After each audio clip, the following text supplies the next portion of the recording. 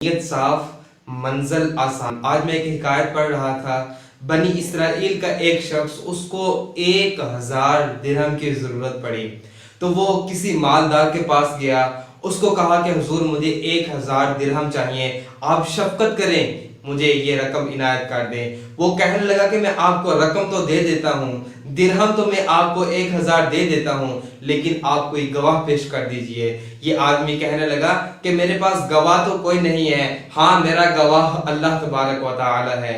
وہ جو مالدار آدمی کہنے لگا کہ اگر ٹھیک ہے تمہارا گواہ رب تبارک و تعالی ہی ہے تو آپ کوئی ضامن پیش کر دیجئے تاکہ اس کے ضمانت پر میں آپ کو رقم دے دوں۔ اس نے کہا کہ میرا کوئی ضامن بھی نہیں ہے، میرا ضامن رب تبارک و تعالی ہے۔ اس مالدار آدمی نے اللہ تبارک و تعالی کی ضمانت قبول کر کے اس بندے کو، اس محتاج کو 1000 درہم دے دیے۔ وہ بندہ اس نے درہم لیے اور اس کو دریا کے پار جا کے، اس کو کوئی کام تھا تو اس نے کشتی لی اور دریا سے پار چلا گیا۔ اس نے ایک وقت، ایک معین مدت مقرر کر لی کہ اس تاریخ کو میں آپ کو لوٹا دوں گا۔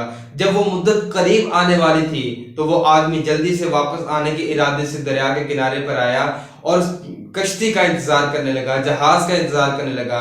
کچھ دیر گزری تو جہاز نہ ملا، کشتی اس کو نہ ملی۔ وہ پریشان ہونے لگا کہ میں نے تو اس بندے کو اللہ کی ضمانت دے کر پیسے لیے تھے اور اس کو یہ ڈیٹ، یہ تاریخ دی تھی، اور اس تاریخ کو اگر واپس نہ لوٹا پایا تو یہ تو بہت بری بات ہو جائے گی۔ خیر اس نے وہ جو پیسے تھے وہ ایک لکڑی کے اندر اس سوراخ کر کے، اس کے اندر ڈال کے اور ایک خط لکھ کے کہ یہ میرے پیسے ہیں اور مجھے کشتی نہیں ملنے کی وجہ سے میں آپ کے پاس یہ پیسے بھیج رہا ہوں۔ اس نے سوراخ کر کے اس کو بند کر دیا اور پانی میں بہا دیا۔ کہا یا رب عز و جل تو میری نیت کو تو جانتا ہے، اے رب عز و جل یہ میری امانت اس فلاں آدمی کے پاس پہنچ جائے۔ ادھر یہ جس نے 1000 دیے تھے، اس وقت یہ مالدار تھا، اب اس کو ضرورت تھی 1000 کی۔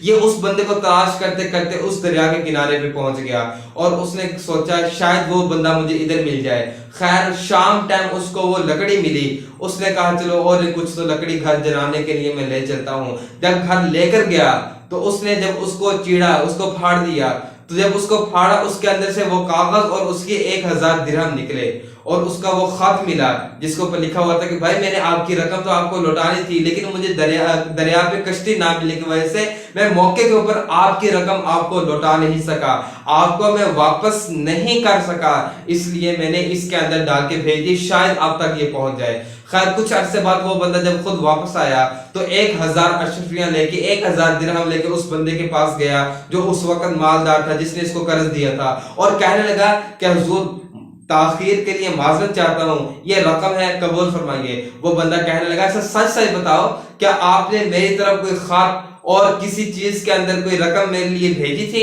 اس نے کہا جی ہاں وہ میں نے بھیجی تھی، میں نے اللہ کے سپورٹ کر کے بھیجی تھی۔